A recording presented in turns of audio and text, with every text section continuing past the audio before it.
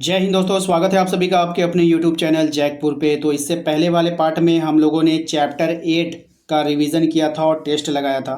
आज हम लोग चैप्टर 7 का पर्यावरण धारणीय विकास, ठीक है। और आप लोग देख पा रहे होंगे हम उल्टा चल रहे हैं, पहले चैप्टर से नहीं आ रहे हैं क्योंकि मैंने बहुत पहले से वीडियो बना रहा हूँ और लास्ट तक नहीं पहुँच पा रहा था। अब मैंने क्या किया, पीछे से बैक से वीडियो बनाना शुरू किया है ताकि आगे का तो आपने कभी ना कभी पढ़ा ही होगा, पीछे का अगर आपने टेस्ट नहीं लगाया और नहीं पढ़ा है तो आप लोग का यहाँ से रिवीजन होने वाला है।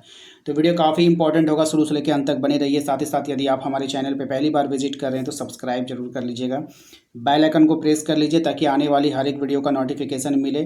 क्योंकि जैसे ही एग्ज़ाम का नोटिफिकेशन आएगा लाइव क्लास की भरमार लग जाएगी, दिन दिन भर आप लोगों का लाइव चलने वाला रहेगा। तो इसलिए प्लीज़ आप लोग जो है चैनल को सब्सक्राइब कर लिया करो और साथ ही साथ वीडियो को लाइक किया करो भाई। आपके लाइक करने से मोटिवेशन मिलती है और हम लोग ज़्यादा से ज़्यादा सवाल डिस्कस करवा पाते हैं, ठीक है।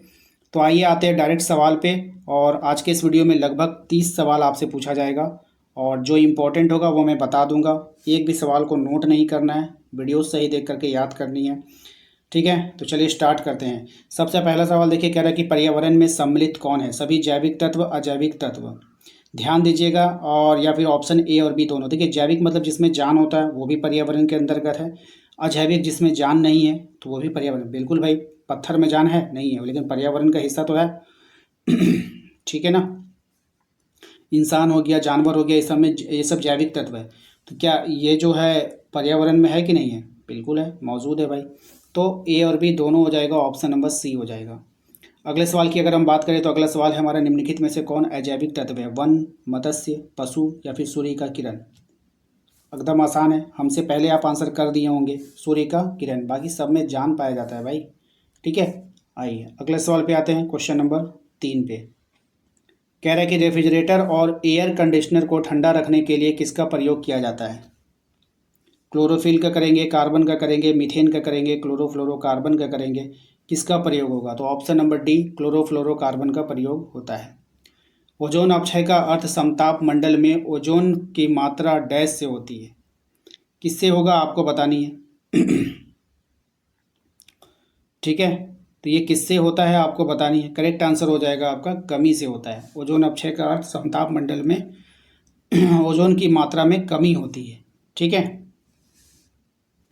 आप लोग को लग रहा होगा कि आप लोग जो है ज्योग्राफी पढ़ रहे हो, ऐसा कुछ भी नहीं है। ये आप लोगों का जो है इकोनॉमिक्स ही है, ठीक है। तो आप पढ़ो, शांति से पढ़ो। पराबैंगनी किरणों को पृथ्वी के वायुमंडल में आने से कौन रोकेगा?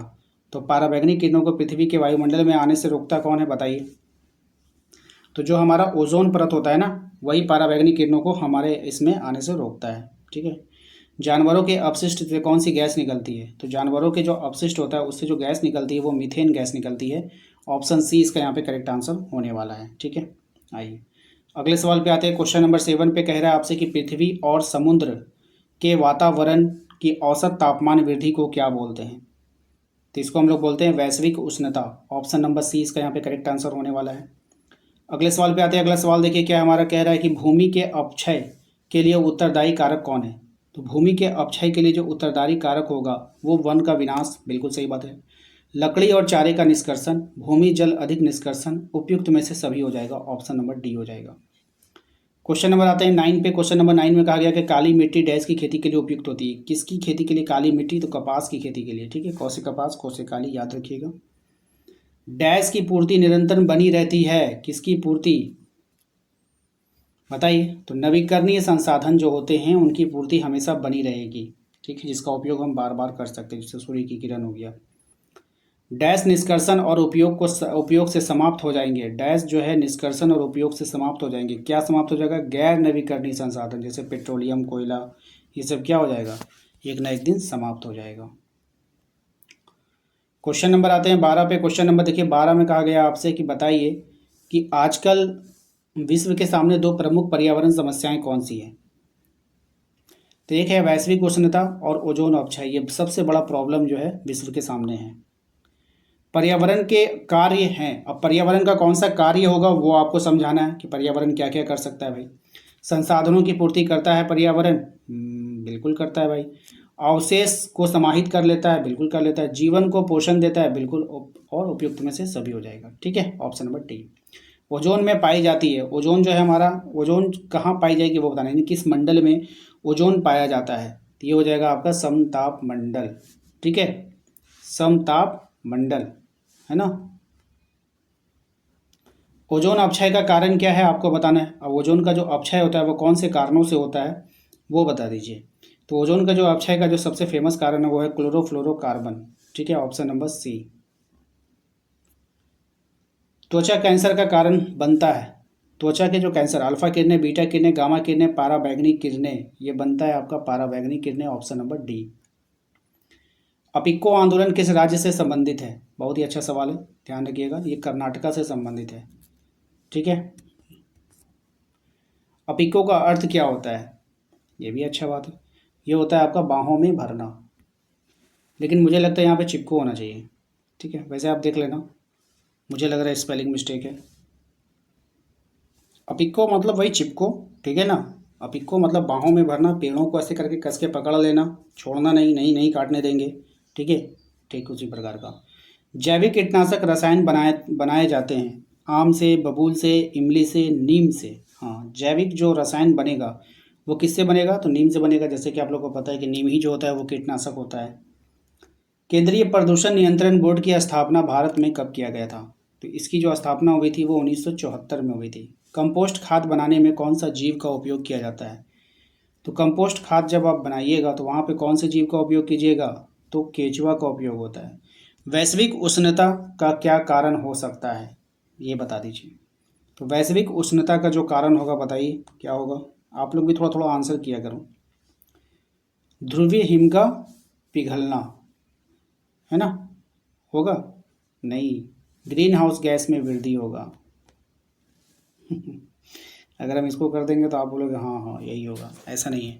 ठीक है, थोड़ा सा अपना भी दिमाग लगाया करो। ग्रीन हाउस गैस में जो वृद्धि होगा तो वैश्विक उष्णता, यानी कि उसको क्या बोलते हैं, पृथ्वी का गर्म होना, वायुमंडल जो गर्म होने लगता है ना, उसी को हम लोग बोलते हैं वैश्विक उष्णता। चलिए अगले सवाल पे आते हैं, क्वेश्चन नंबर 23। 1997 में जापान के डैश में जलवायु परिवर्तन का एक संयुक्त राष्ट्र सम्मेलन हुआ था। कहाँ पर हुआ था ये बताना है, मोस्ट इंपॉर्टेंट रहेगा। ये हुआ था क्योटो में। कहाँ पे हुआ था? क्योटो में, option number B. Question number आ जाइए 24। अच्छा सवाल है, वैश्विक उष्णता के दीर्घकालीन परिणाम क्या हो सकते हैं? वैश्विक उष्णता जो होगा उसका दीर्घकालीन परिणाम जो होगा वो ध्रुवीय हिम का पिघलना, यानी कि पिघलेगा वो। पारिस्थितिक संतुलन के कारण प्रजातियों की विलुप्तता, यानी कि कुछ कुछ ऐसे होते हैं जैसे कि कोई मान लीजिए कोई छोटा पंछी है, वो ज़्यादा गर्मी बर्दाश्त नहीं कर सकता है, टेम्परेचर वातावरण का, वहाँ पे टेम्परेचर अचानक से बढ़ जाएगा तो वो लुप्त ही हो जाएगा, मर जाएगा सब। उसी प्रकार से उष्णकटिबंधीय रोगों के प्रभाव में बढ़ोतरी हो जाएगी।